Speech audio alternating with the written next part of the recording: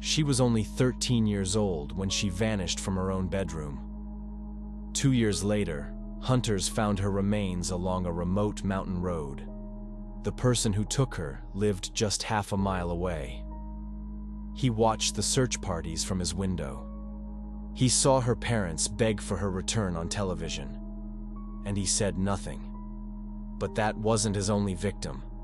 From behind prison bars, he sent a letter with 5 chilling words. "The score is you 1, the other team 48.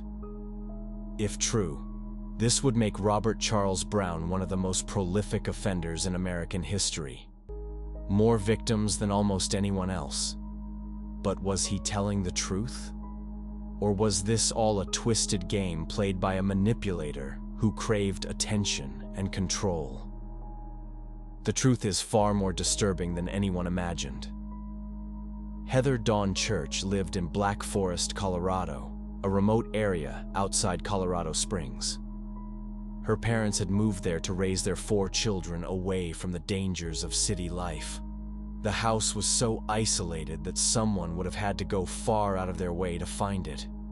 On September 17, 1991, Heather's mother, Diane, took 2 sons to a Boy Scout meeting, leaving Heather to babysit her 5-year-old brother. Diane called at 8:30 p.m. to check on them. Everything seemed fine. When Diane returned after 10 p.m., the house was dark. A sliding door was unlocked. Heather was not in her room. She was not anywhere in the house. She was gone. Diane called the sheriff's office immediately. At daybreak, search crews combed through the woods. More than 30 officers spent an entire week searching. They found nothing. Investigators examined an open window in the master bedroom. The screen was bent and forced inward. A fingerprint expert lifted one clear print from the window frame. If they could match it, they could catch the perpetrator. Searchers came to the property of Robert Charles Browne, who lived about half a mile up the road. The 38-year-old seemed helpful, but when officers asked to search a specific building on his property, he refused.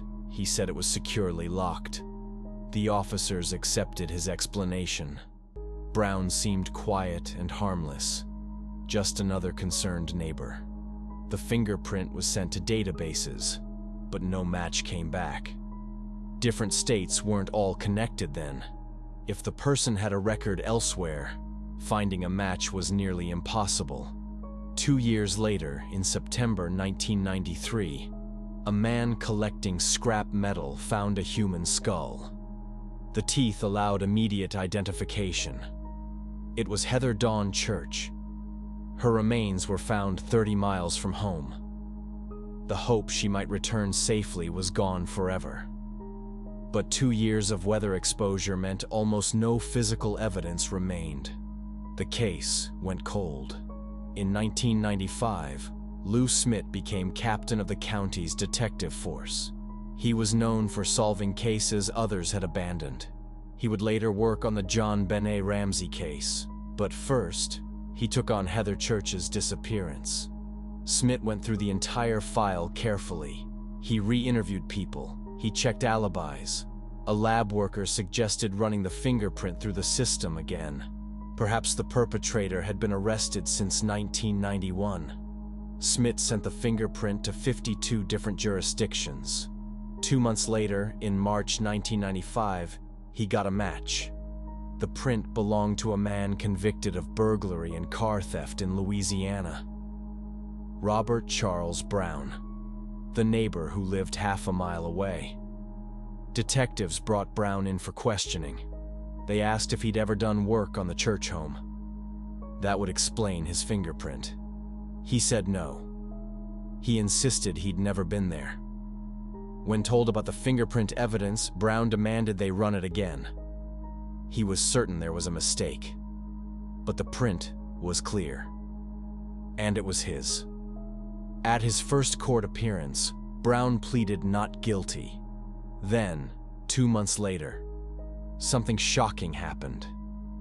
He changed his plea to guilty. He confessed to entering through the window, causing Heather's death when she surprised him, and disposing of her body in a remote location. He received life in prison without parole. Lou Smith believed Browne made this sudden admission because investigators were looking into another disappearance in Louisiana. If extradited there, he could face the death penalty. By pleading guilty in Colorado, he avoided that risk. The case seemed closed. But 5 years later, Browne would reopen it in the strangest way possible.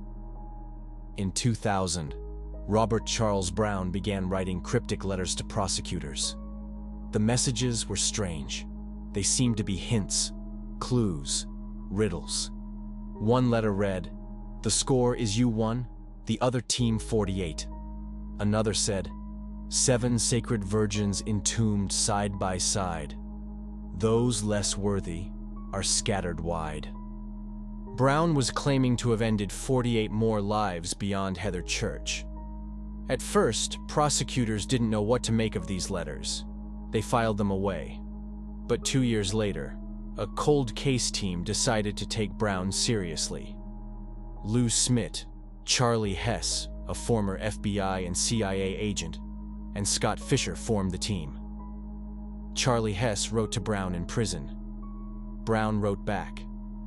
After 6 letters, he began dropping hints about another victim. A 15-year-old girl named Rocio Sperry, who had disappeared in Colorado Springs in 1987. Browne played games with Hess for about 4 years. He would drop small clues, then stop communicating. He enjoyed the control. Eventually, Browne provided enough details to solve Rocio Sperry's case. He described a specific ring she wore. He pinpointed her apartment complex and narrowed it to Unit 107, 108, or 109. Investigators found Joseph Sperry, an Army veteran whose wife Rocio had vanished in November 1987. She lived in apartment 109.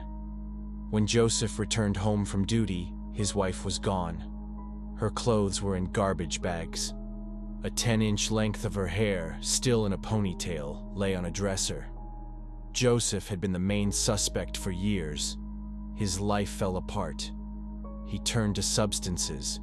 His marriages failed. Everyone thought he was responsible. When Browne confessed to ending Rocio's life, it cleared Joseph's name. But Rocio's body was never found. Browne claimed he had dismembered her remains and scattered them in an isolated area. Without a body, Browne still pleaded guilty to this second case in 2006, another life sentence. Browne then made an even bigger claim. He said he'd been taking lives since 1970. He drew a crude map showing 9 states where he claimed to have victims: 17 in Louisiana, 9 in Colorado, 7 in Texas, 5 in Arkansas, 3 in Mississippi, 2 each in New Mexico, Oklahoma, and California, and 1 in Washington State. He said his first victim was a fellow soldier in South Korea. He claimed he used various implements and methods. He disposed of victims in lakes, rivers, and remote areas. Some he dismembered.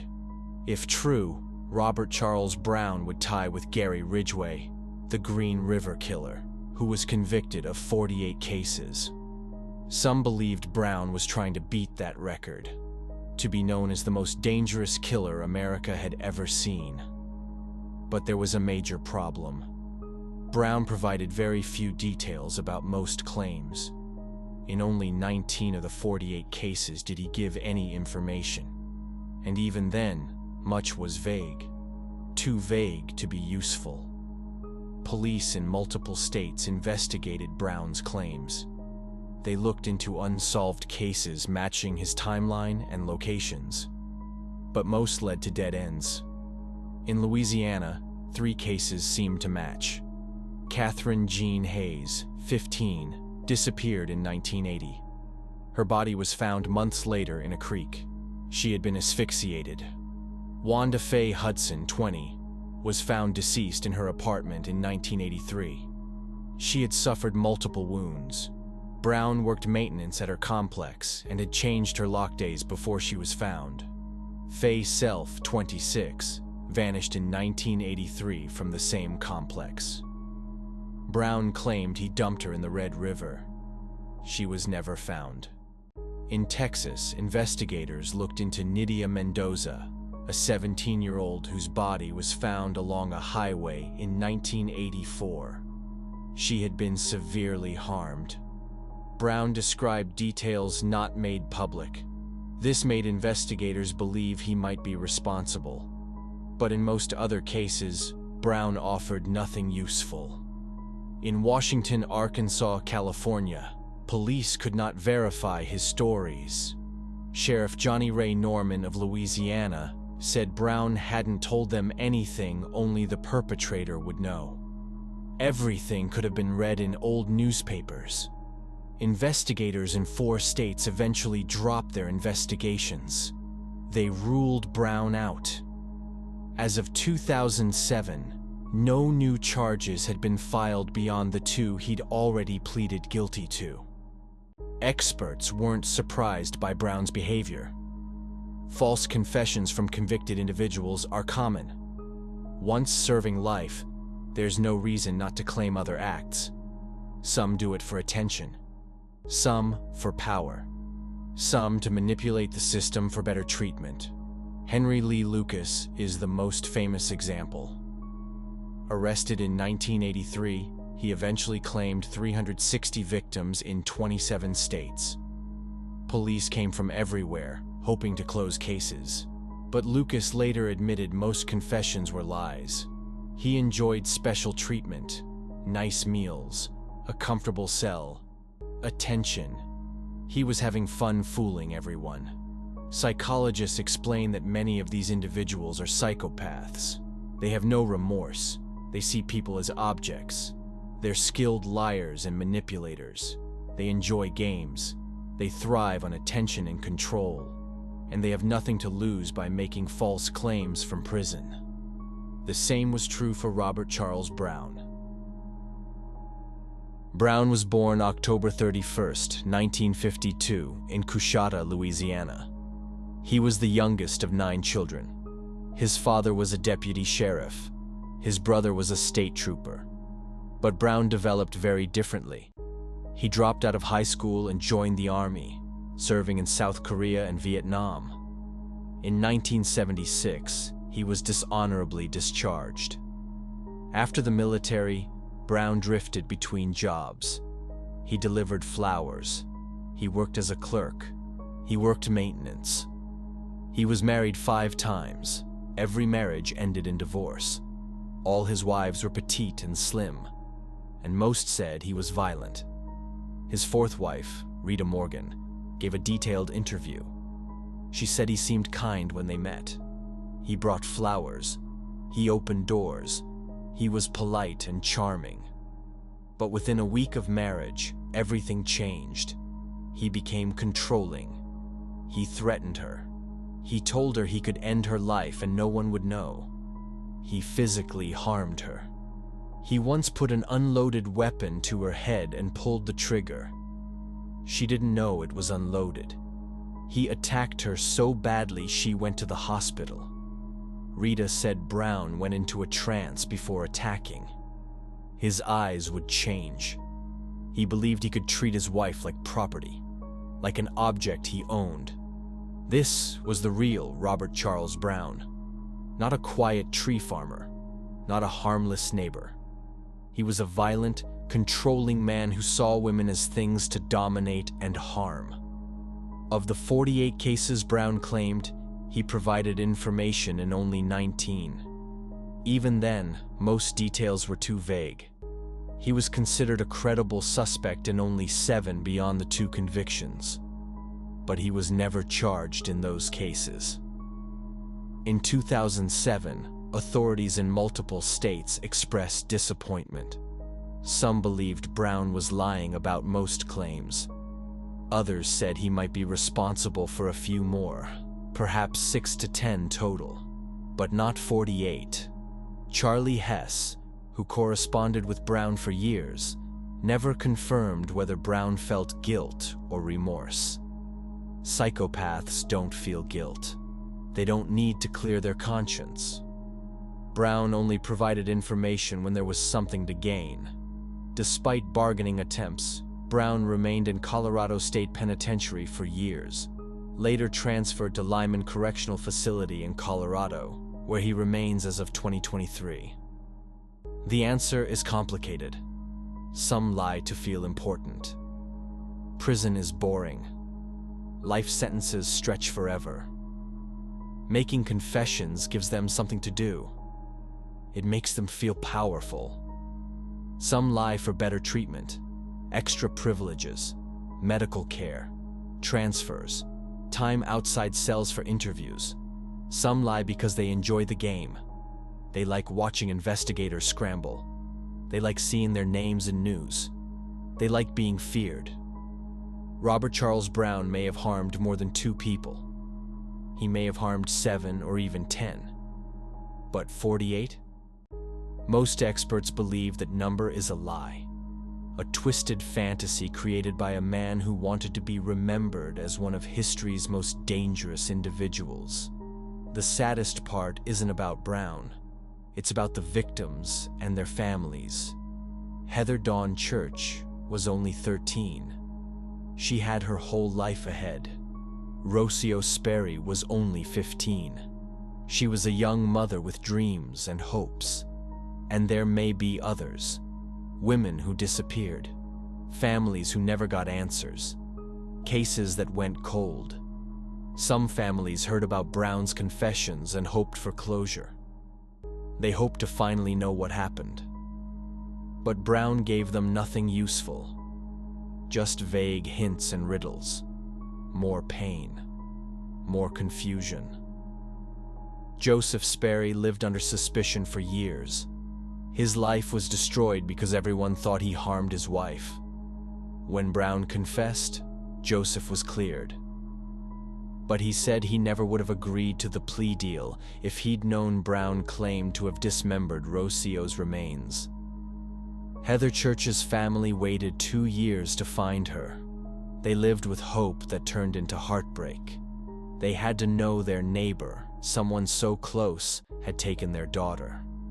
These are the real victims of Robert Charles Browne, not the 48 people he claimed, but the real people whose lives he destroyed, and the families who still live with the pain. Evil doesn't always look the way we expect. Robert Charles Browne was not hiding in the shadows. He lived just half a mile away. He watched search teams walk past his land. He saw Heather Church's parents on television, begging for answers. And still, he said nothing. To the outside world, he looked like a quiet, harmless neighbor. But behind closed doors, the truth was far darker. Years later, from inside a prison cell, Browne found another way to hurt people, through letters, short sentences, strange clues, cold words like, "The score is you won, the other team 48. With ink and paper, he pulled investigators back into his world. Maps were drawn, states were listed, old cases were reopened. For families waiting decades for answers, hope returned once again. But hope can be dangerous when it is built on lies. Detectives reviewed old files. Photographs were pulled from boxes. Names were spoken again after years of silence. Yet in most cases, Browne gave no real details. No proof. Just vague hints that led nowhere. He wasn't helping. He was controlling the story, keeping attention focused on himself. While investigators searched, families suffered. Some believed they were finally close to the truth. Others were left with even more questions. Joseph Sperry lived for years under suspicion until Browne's confession cleared his name. But the damage to his life was already done. Heather Church's family had to live with the painful truth that the man responsible had been watching them all along. This case reminds us that not every confession brings justice. Some are lies, some are games, and some are meant only to keep fear alive. What truly matters are the real victims, the lives that were taken, the families left behind, and the pain that never fades. Their stories deserve to be remembered with honesty and respect. If this story made you think, share this video so others understand how manipulators use lies and control to cause harm. Subscribe for more true crime stories that focus on facts, awareness, and real human impact. Because staying informed helps us stay alert, and staying alert helps keep us safe.